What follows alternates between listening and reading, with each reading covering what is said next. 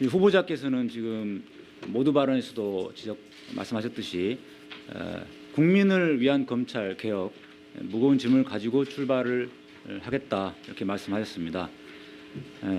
자, 그런데 문제는 국민들이 그 후보자의 말씀을 정말 그대로 믿고 정말 실천할 수 있겠다라는 그 믿음을 가질 수 있느냐 요구 같습니다. 윤대혜 검사 아시죠? 네, 알고 있습니다. 바로 작년 말에 검찰 개혁하는 척 꼼수를 부리다가 그게 문자 메시지를 통해서 들통이 났습니다. 국민들은 그 평검사들이 모여가지고 회의를 한다고 해서 검찰 개혁을 위한 회의를 한다고 해서 믿었습니다. 그런데 문자 메시지가 만약에 잘못 발송되는 사건이 안 벌어졌다면 국민들은 정말 평검사들은 그래도 검찰 개혁을 하려고 하는구나라고 감쪽같이 속을 뻔했습니다. 굉장히 저는 그 당시에 충격을 받았고 많은 국민들도 충격을 받았을 거라고 생각을 합니다. 그러한 경험들이 있기 때문에 지금 후보자께서 말씀하시는 검찰 개혁의 의지가 과연 말이 아닌 실천으로 나타날 수 있느냐에 대해서 믿기가 좀 어려운 부분이 있을 거라고 생각합니다. 여기에 대해서 국민들이 신뢰할 수 있도록 다시 한번 그 구체적인 행동으로 실천으로 나타날 수 있는 그 어떤 로드맵이라든가 이런 부분을 간단하게 말씀을 해주시기 바랍니다. 잠깐 시간을 주시면 간단히 말씀 올리겠습니다. 저는 크게 보면 4가지 방향으로 검찰을 개혁해야 될 보관을 가지고 있습니다. 첫째는 정치적 중립성, 공정성 확보를 위해서 공정하고 투명한 인사 시스템을 만들겠습니다. 그에 따라서 모든 검사들이 또 수사관들이 자기 소신껏 열심히 일하고 거기에 대해서 제대로 평가받고 책임질 수 있는 그런 풍토를 만들겠습니다.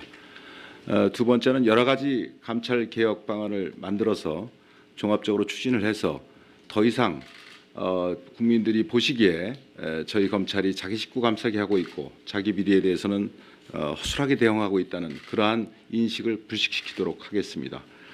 세 번째는 저희들이 권한을 남용하고 또 권한을 행사하지 직무의 수행을 하는 게 아니고 권한을 행사한다는 그런 잘못된 의식구조 자체를 혁파하고 제 스스로 낮은 대로 임해서 모든 간부들도 밑에 후배들 또 밑에 수사관들하고 같이 민주적으로 소통하고 하위 상달이 제대로 이루어지고 또 의사결정이 민주적으로 제대로 이루어질 수 있는 그런 건강한 조직을 만들도록 하겠습니다. 네 번째는 지금 현재 어떠한 의혹에 대해서 저희들이 제대로 규명하지 못하는 그러한 수사력 미진 문제, 수사력 부족한 문제에 대해서 제대로 여러 가지 교육도 하고 또 인력도 충원해서 더 이상 검찰이 이렇게 무능력한 검찰이다라는 비난이 나오지 않도록 하겠다는 게 제 보관입니다. 네, 굉장히 구체적으로 제시해 주셔서 감사드리고요. 그러한 구체적인 보관들이 행동으로 실천으로 꼭 나타나기를 바라겠습니다. 그리고 지금 검찰 개혁에 대해서 지금 국민들이 가장 심각하게 보는 부분이 이제 정치 검찰의 문제와 비리 검찰의 문제입니다. 구체적인 것들은 오후에 추가 질의를 통해서 말씀드리겠습니다만은 기본적으로 비리 검찰의 문제에 대해서 더 이상은 자기 식구 감싸기가 아니라 엄한 아버지 상이 필요하다. 사탕이 아니라 회초리가 필요한 시점이라고 생각을 합니다. 여기에 대해서 어떻게 생각하십니까? 전적으로 공감합니다. 그리고요. 다음에 지금 후보자께 제가 이런 질문을 마지막 하겠습니다. 정말 검찰 개혁을 제대로 수행을 해가지고 2년의 임기를 성공적으로 마치고 박수 받으면서 떠나셔야 될 텐데요. 그렇게 바라시죠? 그렇게 되기를 바라시죠? 네. 그런데 유감스럽게도 지금까지 검찰총장 중에 17분 중에 불명예 퇴진하신 분이 9분이나 됩니다. 후보자께서는 그 성공적으로 마치신 분에 대한 롤모델을 가지는 것도 필요하겠지만 그 불명예 퇴진하신 분에 대한 냉철한 분석을 통해서 어떻게 하면은 그렇게 불명예 퇴진하지 않고 2년 동안의 임기를 성공적으로 마칠 수 있을 것인지 그런 분석이 필요한 것 같은데 혹시 해보신 적 있습니까? 그런 생각을 많이 해봤습니다. 그 위원님 그 말씀하시는 취지를 마음속 깊이 새겨서 잘못된 사례에 대해서는 반면교사하고 잘된 사례에 대해서는 제대로 따라가서 성공한 검찰총장으로서 또 검찰을 제대로 이끌어간 총장으로서 남도록 최선을 다하도록 노력하겠습니다. 혹시 구체적인 분석까지 해보신 적 있습니까? 분석은 해봤습니다만 이 자리에서 제가 예. 구체적인 답변을 드리기에는 좀 부적절합니다. 지금 제가 어떤 구체적인 사람에 대한 이야기를 하는 것이 좀 거북스러울 수도 후보자께서는 있을 수 있겠습니다만은 본 의원은 이제 국민들을 대신해서 국민들이 정말 이래서는 안 된다라는 모습을 각인시키기 위해서라도 그 어떤 분석이 좀 필요하다고 생각하고요. 제가 분석해 본 바에 의하면 세 가지 유형이 있습니다. 첫 번째로는 검사들의 지지만을 우선시하는 그러한 검찰총장의 상이 있었습니다. 김종빈, 김준규 총장 같은 분이 그 구체적인 예인데요. 이분들이 주로 보면은 검찰의 기득권이나 검찰의 권익 이것과 국민들의 어떤 의사 이런 것들이 충돌했을 때 검찰의 권익을 대변하는 대변자로서 자처하면서 저항하다가 각종 개혁에 저항하다가 장렬히 전사하는 그런 모습을 보였습니다.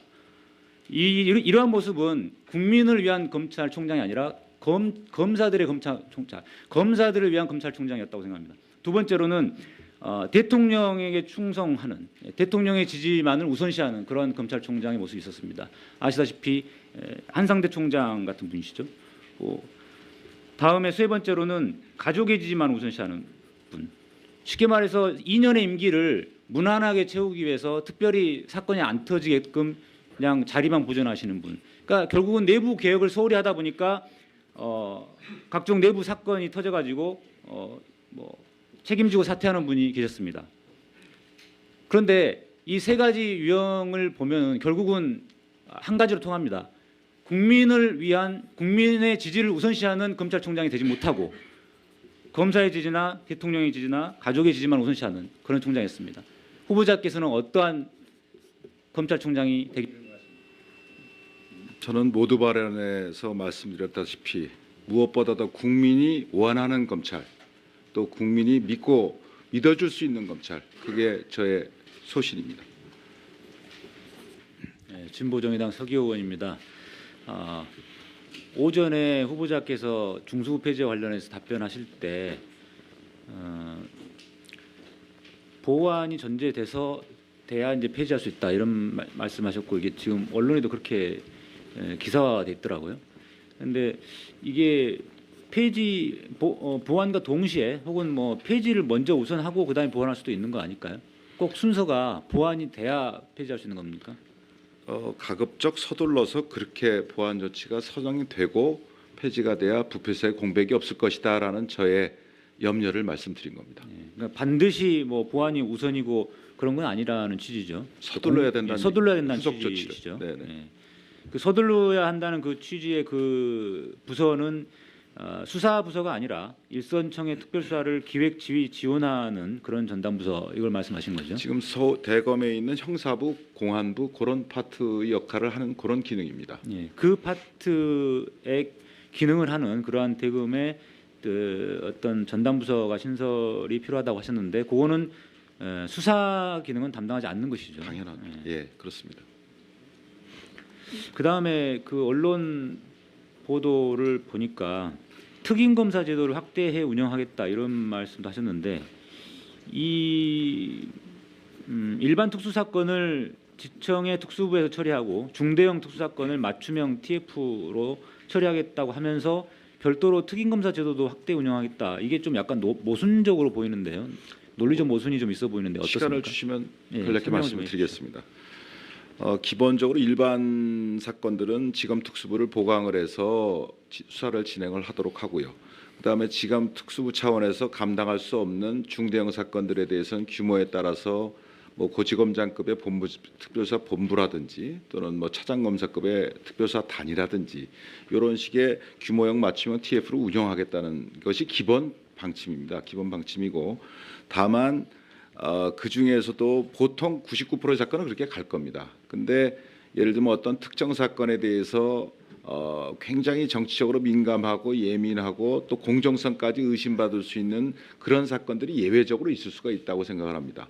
그런 사건의 경우에 있어서 검찰총장이 일일이 지휘를 하다 보면 이전 중수부에 대한 직접 지휘로 인해서 정치적 중립성 훼손 우려가 있었듯이 그런 사건에게 똑같이 있을 수 있기 때문에 저희들 자체 비리에 대해서 지금 활용하고 있는 특임 검사 제도를 그때 확대해서 적용을 할 수 있으면 결국 검찰총장의 자의적인 지휘권을 막을 수 있지 않겠느냐. 그러니까 말하자면 제가 직접 지휘 안 할 수도 있는 그런 경우도 상정을 해보겠다는 취지로 말씀을 드린 겁니다.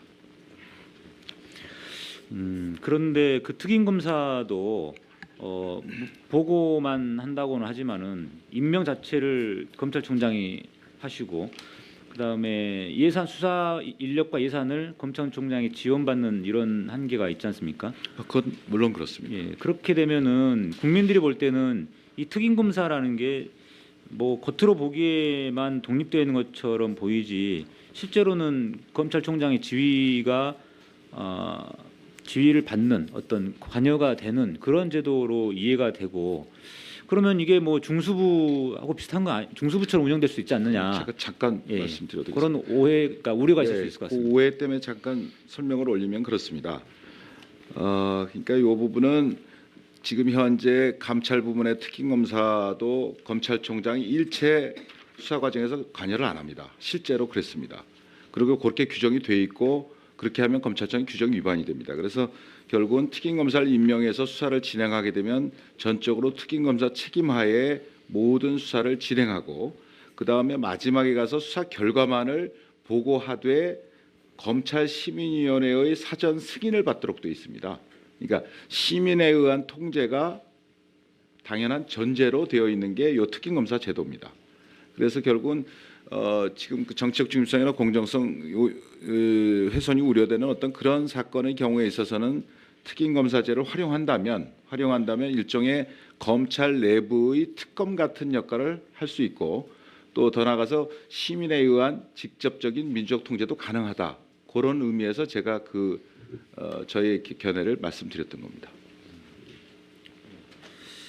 그리고 지금 국정원 사건이 굉장히 심각한 문제로 떠오르고 있습니다. 아시다시피 이 사건이 원래는 국정원 직원의 댓글 다는 그 역할을 하는 댓글녀라는 그런 사건이었는데 이 처음에는 그 선거 사범이었던 거 맞습니다. 선거 사건.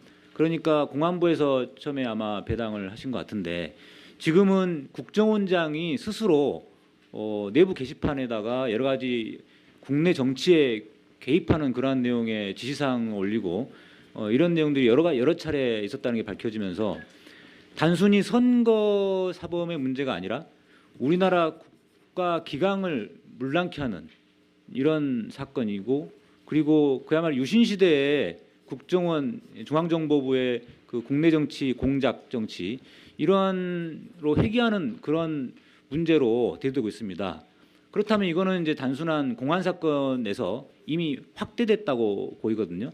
그렇기 때문에 어떤 공안부를 중심으로 하더라도 어떤 태스크포스 팀이나 합동수사본부 형태로 이렇게 좀 개편하는 게 필요하지 않을까 이런 의견이 있을 수 있는데 어떻습니까? 네, 위원님 지적에 일부 공감을 합니다. 그래서 이 사건의 규모라든가 또 여러 가지 소요되는 인력, 전문 인력 그런 부분들을 다 판단해서 뭐 태스크포스를 구성하는 방안까지 포함해서 철저한 수사가 이루어질 수 있도록 그 수사 체제를 정비하도록 하겠습니다. 특히나 공안부는 이제 국정원과 서로 업무상 협조 관계에 있기 때문에 공안부의 이 국정원장의 정치개혁 사건을 맡기게 되면 굉장히 그 제대로 된 수사가 될 수 있을지 의문을 가질 수밖에 없을 것 같습니다.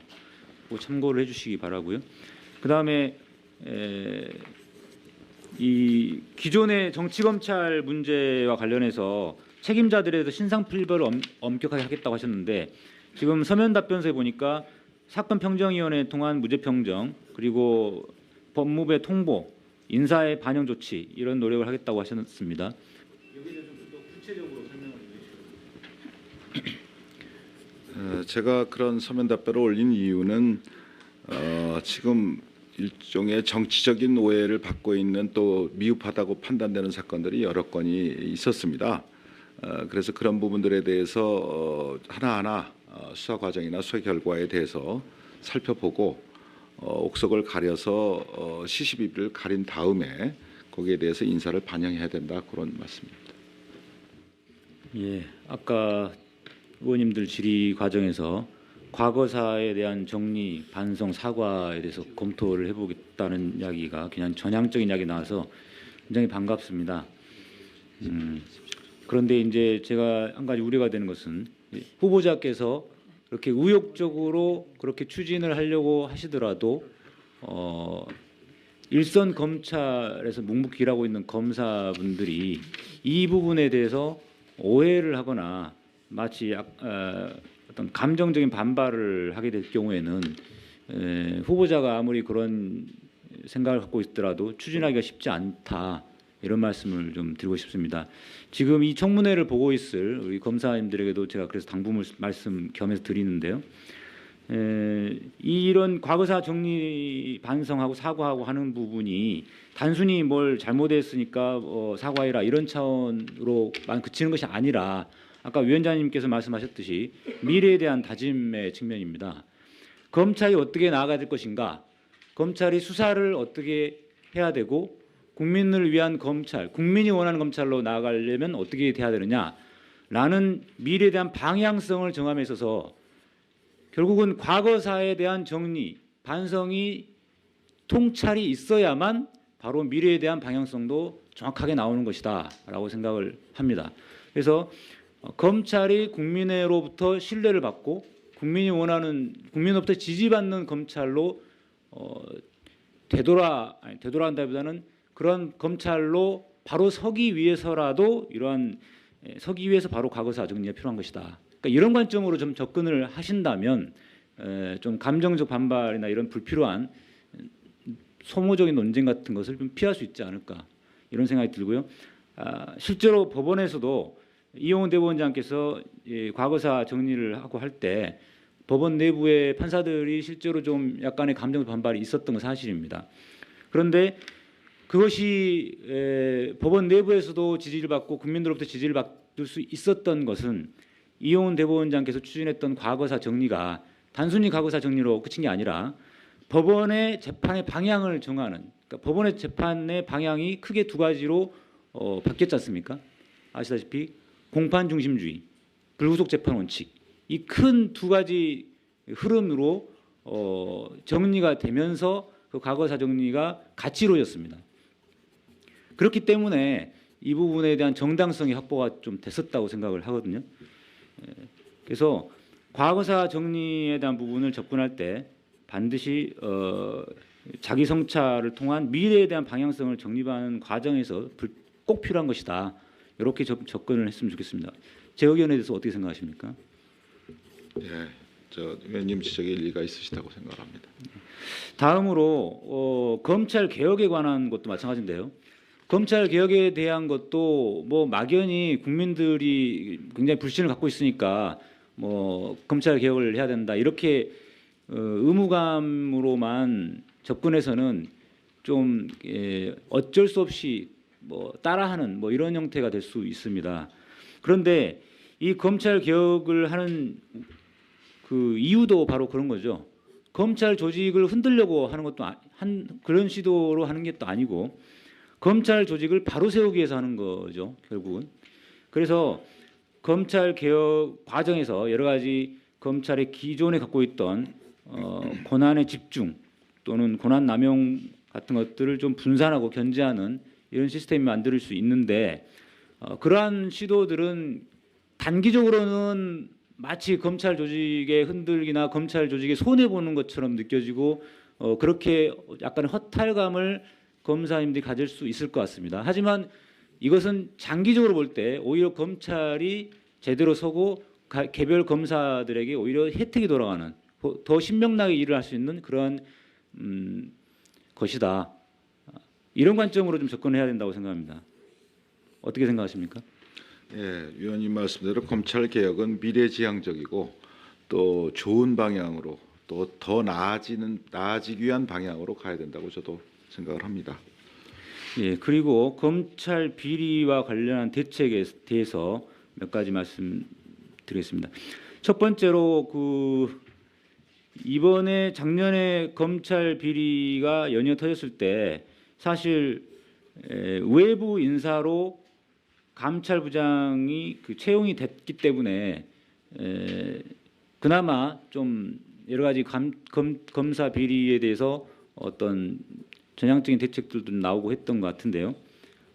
사실 이 외부 인사를 감찰부장으로 채용하는 부분은 이미 2006년도 경에 참여정부에서 추진을 했던 것이고 검찰청 법까지 개정이 됐는데 이명박 정부 때 검사로 임용을 했다가 이제 2012년에서야 그게 외부 인사로 됐지 않습니까?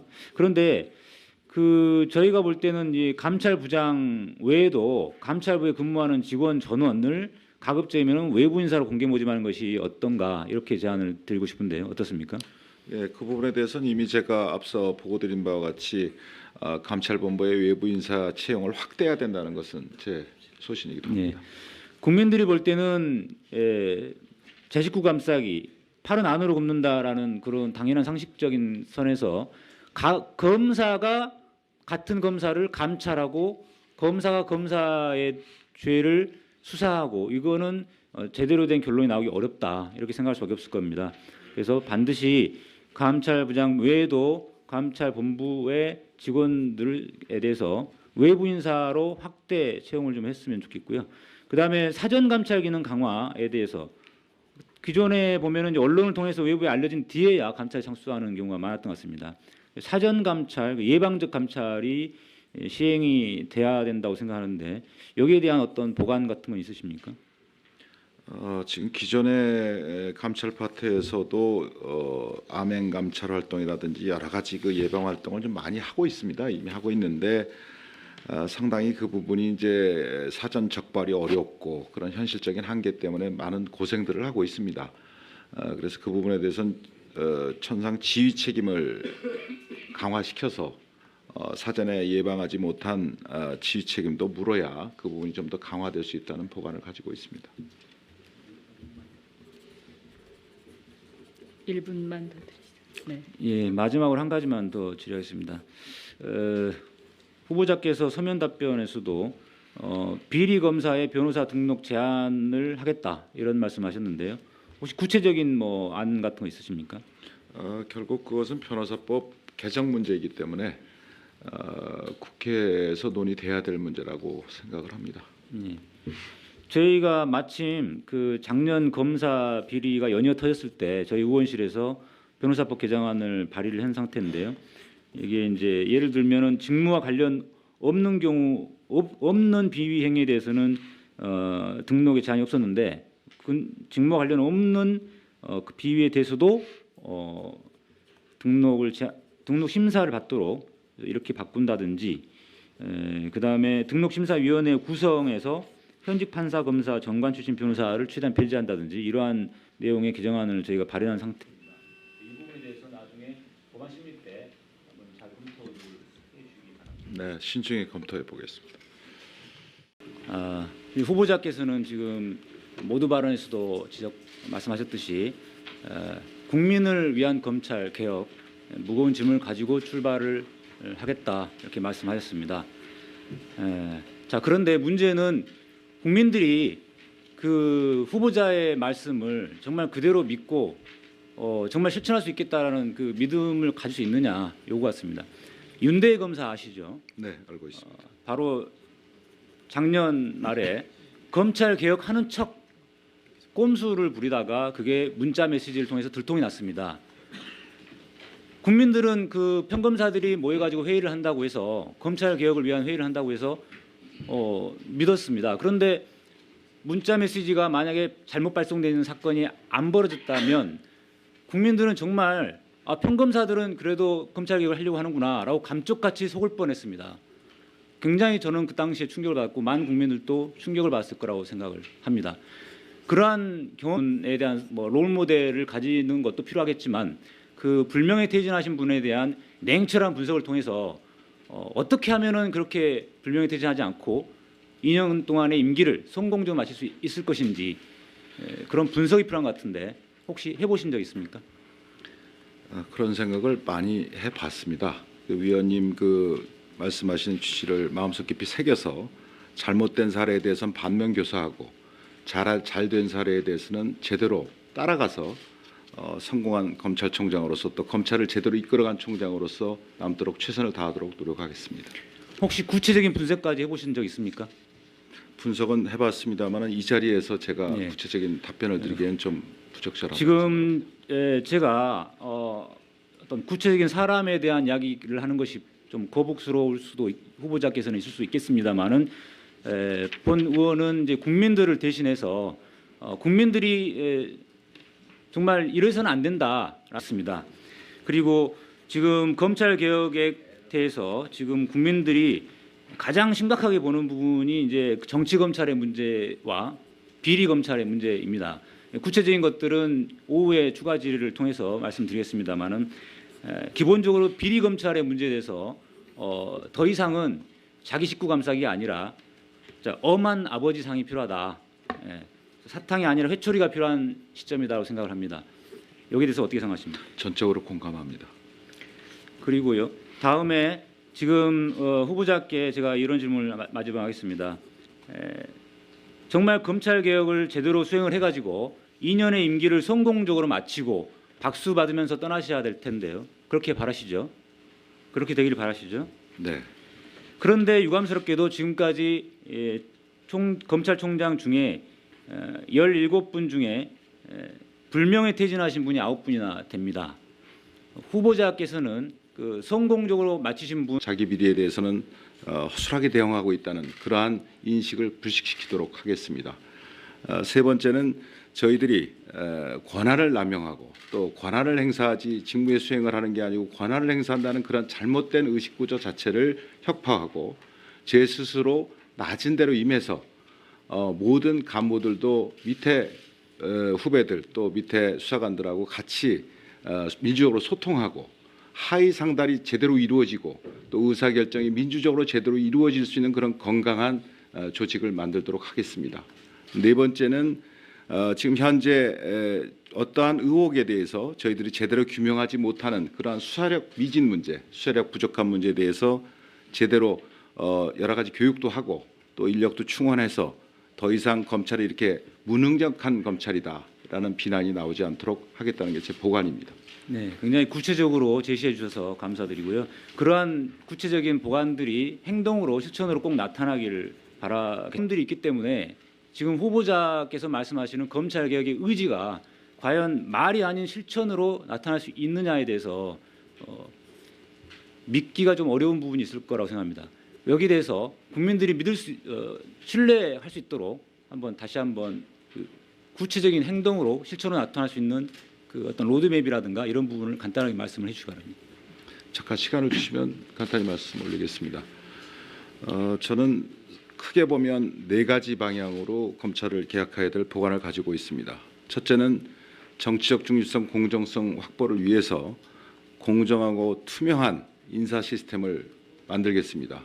그에 따라서 모든 검사들이 또 수사관들이 자기 소신껏 열심히 일하고 거기에 대해서 제대로 평가받고 책임질 수 있는 그런 풍토를 만들겠습니다.